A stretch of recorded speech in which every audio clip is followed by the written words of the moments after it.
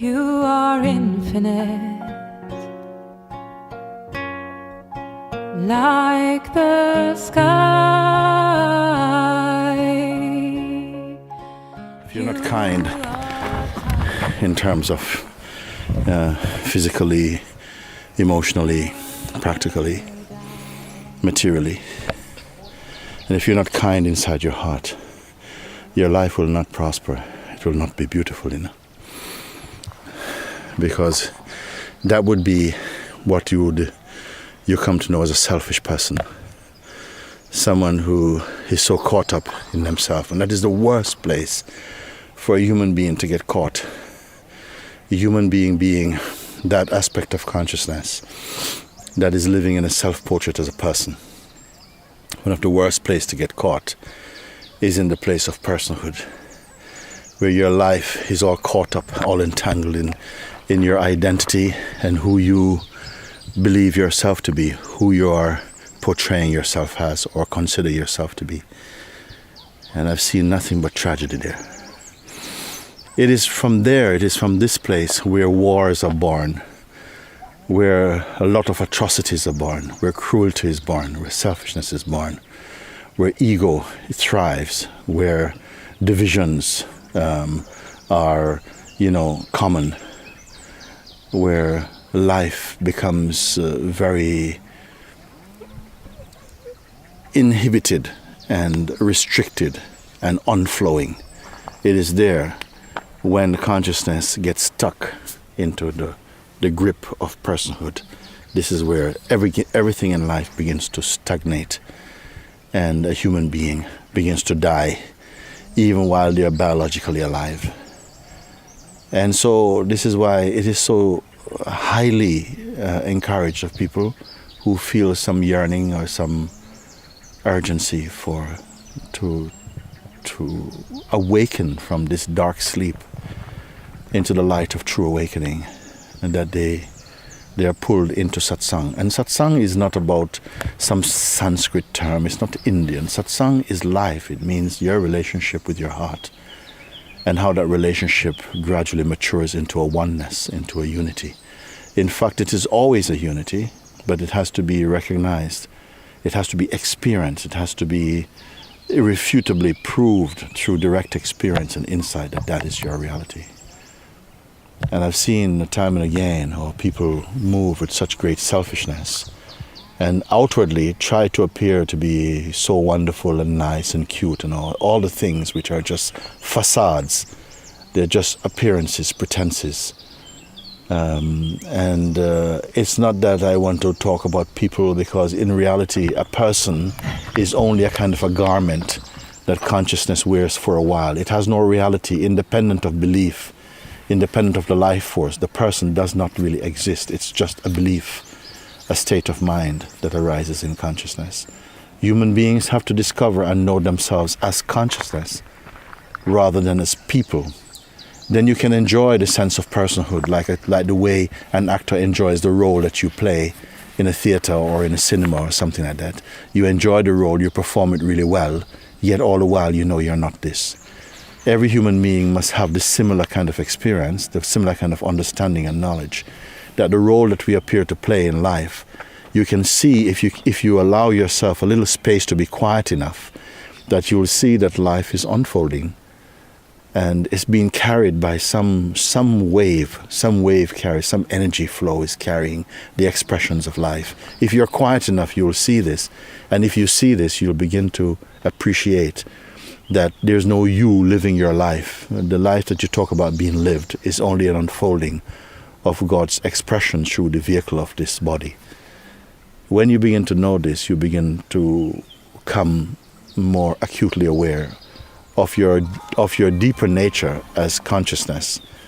And as you begin to discover consciousness, discover yourself as presence, then your life becomes much more bright, much more alive, much more transparent, much more true.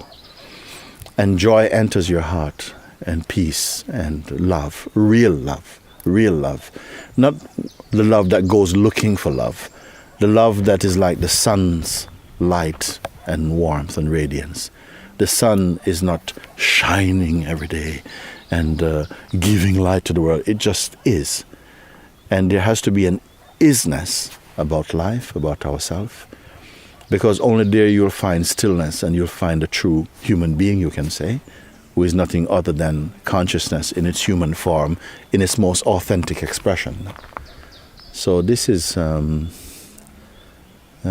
core pointing is by every means to disidentify from this construct called a person, which is I am the body and I am my conditioning, my upbringing, I am my thoughts and feelings.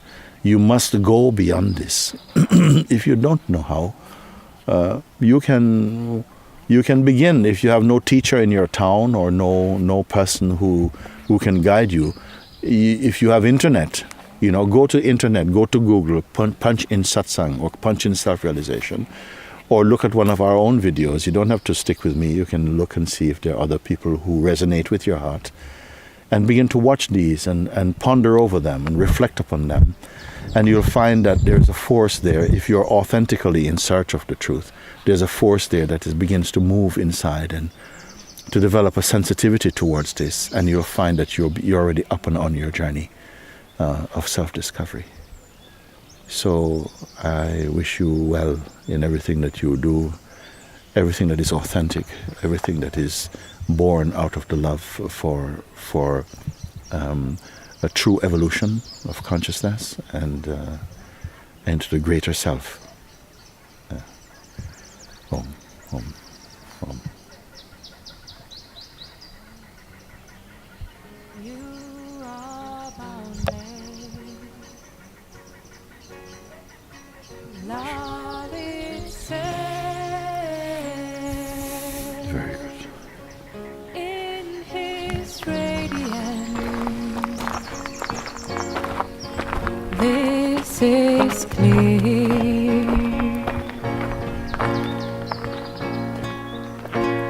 This is revealed through His grace alone.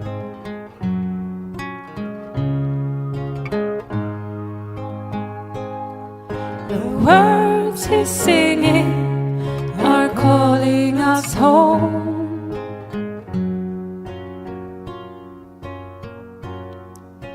To pure emptiness, full of love, unbroken silence, peace and space, true awareness, love and light. This is freedom, shining bright.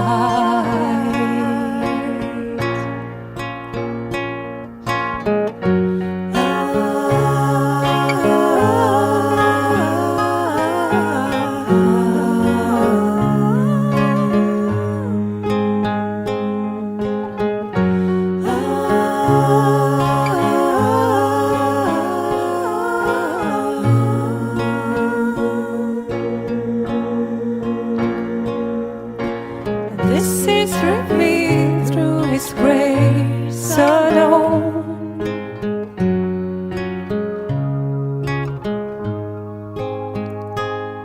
His eyes are the mirror showing us home.